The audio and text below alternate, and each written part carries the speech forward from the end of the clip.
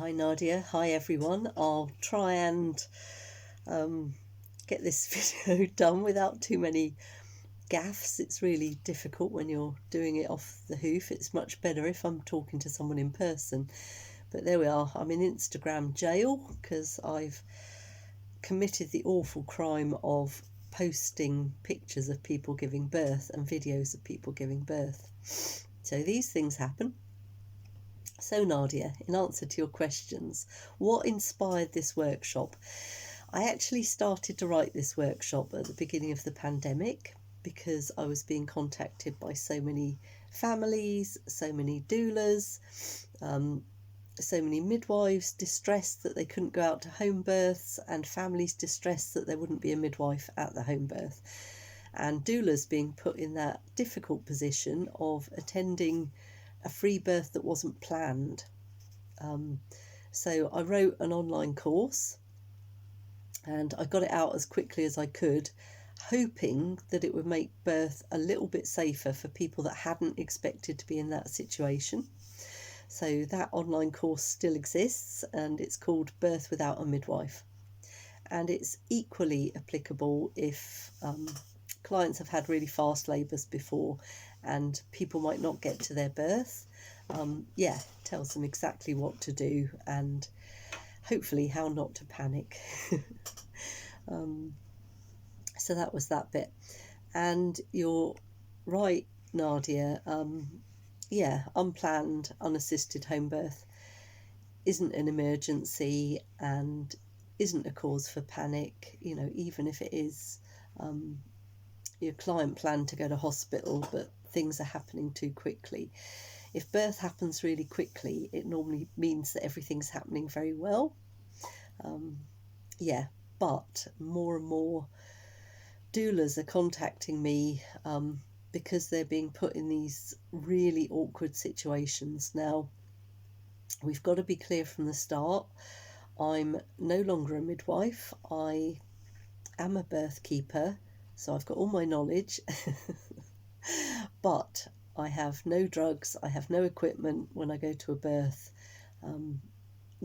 I just have my knowledge and my experience. And I think other doulas can benefit from that, which is why I'm teaching these workshops around the country. This will be my fourth one in the last year. And I'm, already being asked to put on more next year. But it's a really difficult situation as a doula because if you haven't planned for it, you're in a dicey situation.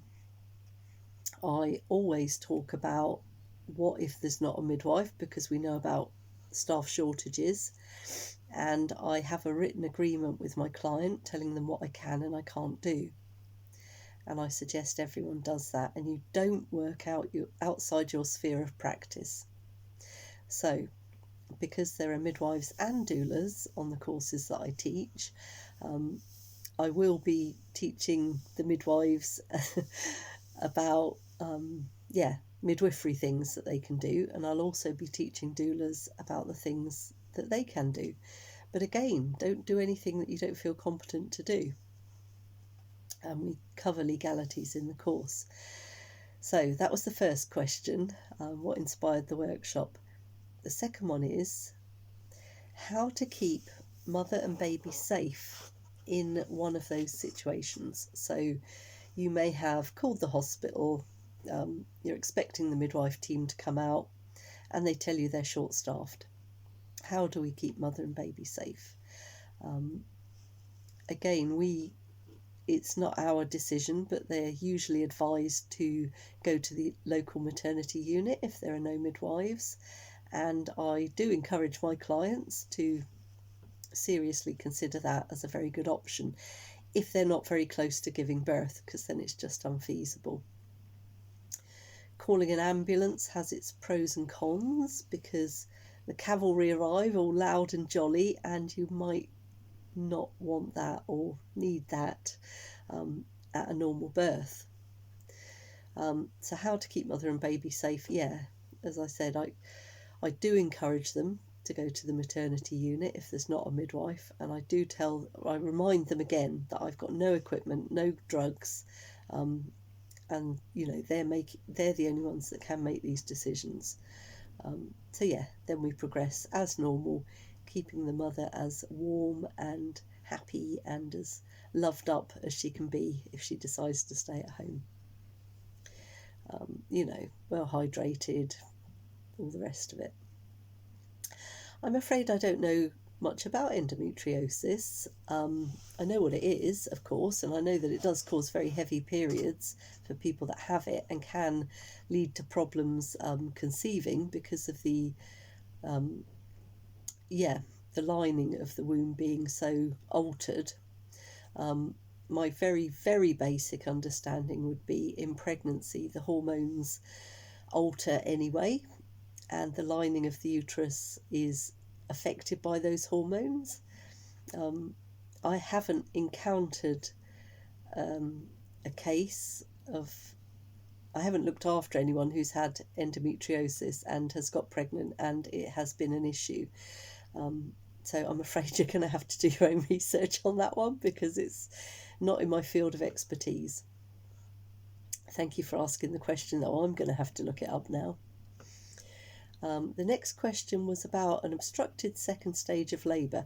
Now, this is a very interesting one, isn't it? Because how do we know it's an obstructed second stage of labour? I know the NHS have time parameters. And we've really got to think about, is the baby making any progress or not? And is our client willing to transfer to hospital or not? Because particularly with first time babies, if the pushing does go on a long time, we can have a baby that gets really, really tired and needs to come out in a hurry, and we can't do that at home with no equipment. And also we could be setting someone up for a postpartum hemorrhage if the baby is truly, truly stuck and the body's working extra, extra hard to try and propel the baby forward. So as well as tiring baby, we may have a worn out, very tired uterus at the end that finds it hard to contract and may lead to a bleed after birth. So it's a really fine line. If nobody's monitoring that baby's heart rate, I wouldn't push it. I wouldn't encourage a client to stay at home and keep going and going and going. Again, it's their decision entirely. And again, in someone that's had a baby before, if the baby's taking a long time to come down, you're going to really wonder why, because that's incredibly unusual that a second or subsequent time baby takes a long time to come down, and it might be prudent to move to hospital. Of course, we talk through the things that may be holding the baby up. We ask the mum or person that's giving birth if they can think of any reason that labour's not progressing, and quite often women will say, I feel my baby's stuck. Or they may come up with something that's been on their mind that needs doing, and then the baby can be born. Of course, we try all the different positions, make sure the woman's hydrated, make sure she's had something sweet, give her a bit of energy, give her a rest, try the Miles circuit, all the optimum fetal positioning on the birth stool if we've got one, on the toilet if we haven't. It's a really complex situation, but I wouldn't hang around in a truly unobstructed labour at home. Question number 4 was, what if a baby's slow to breathe? I would encourage all doulas and anyone planning a free birth, well, actually any parent at all, should do a baby and child first aid course, because you are going to need it as a parent. My kids are now 30 and 26 and I'm very glad that I knew first aid on many, many occasions. So encourage all your clients to do a baby and child first aid course so they have the basics, so that if a baby's not breathing at birth, as well as putting out the emergency call 999, the parents will know how to resuscitate that baby. They'll know how to take instructions from the call handler on the phone.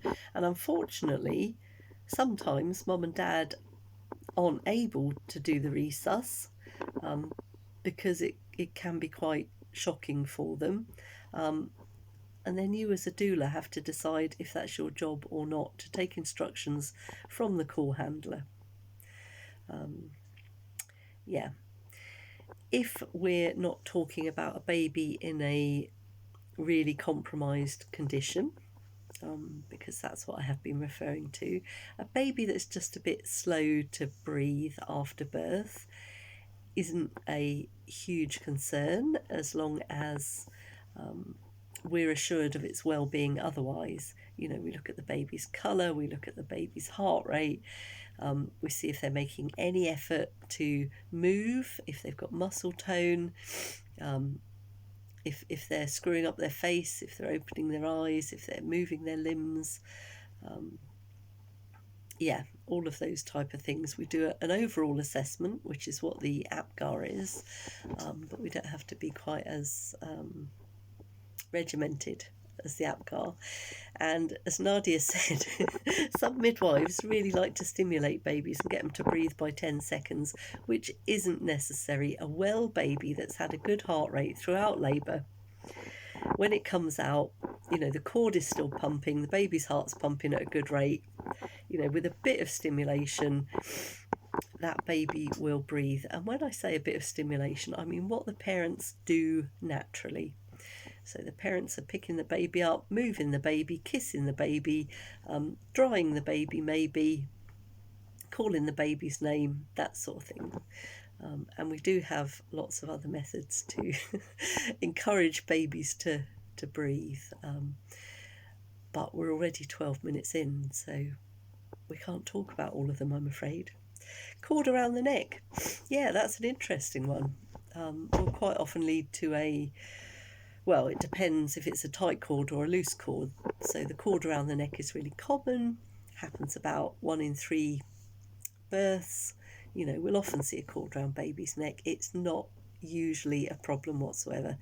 If it's a very tight cord, that can lead to the labour being a slower pace, just because it takes time for the uterus to contract down and then the baby to come down without tightening the cord, because the uterus is contracting down. What else can we say about cords? Yep, sometimes it's not just around the neck, it can be wrapped around the arms, wrapped around the body. I've seen all sorts of configurations, and there's a neat little manoeuvre called the somersault manoeuvre, which you can all go and look up now, but I'm going to demonstrate in the workshop. Nadia mentioned blood loss after birth. Yeah, that's a big topic all in itself. But the one thing I do want to tell you is that when people have a heavy blood loss, they don't always feel the effect straight away. They feel right as rain. I don't need to get in that ambulance. No, don't call an ambulance. The next day they can crash, because their body really compensates at the point of birth. It draws in all the fluid from the tissues, and we give them drinks, and that expands their blood volume, and they feel okay. And then the next day, they've peed out a lot of that water, and they can feel absolutely awful. And how to help people stay calm. Yeah, this is really, really important, because if we panic, they'll panic. And it is totally about staying in the present moment, thinking about what needs to be done. So I'm a planner. Everything is planned. I've got a plan for everything. And when things don't go to plan, I've normally got something that's fairly like that plan in my head. So make plans for everything. Talk about emergencies with your clients, not to scare them, in a general way, answering their questions. Most clients will say, what if the cord's around the baby's neck? Or, my mum had a heavy blood loss. What will we do if there's a heavy blood loss? What will the midwife do? Or my friend had a baby that was stuck at the shoulders. what would the midwife do if that happened? You know, what would they ask me to do? So have these discussions with your clients. I normally do it around mid-pregnancy, second trimester, maybe, yeah, second trimester. Because then in the last trimester we can just concentrate on everything going right. So I hope this video is not too long for Instagram. I think that's all we got time for now. And sorry that I couldn't join live. Okay, bye for now.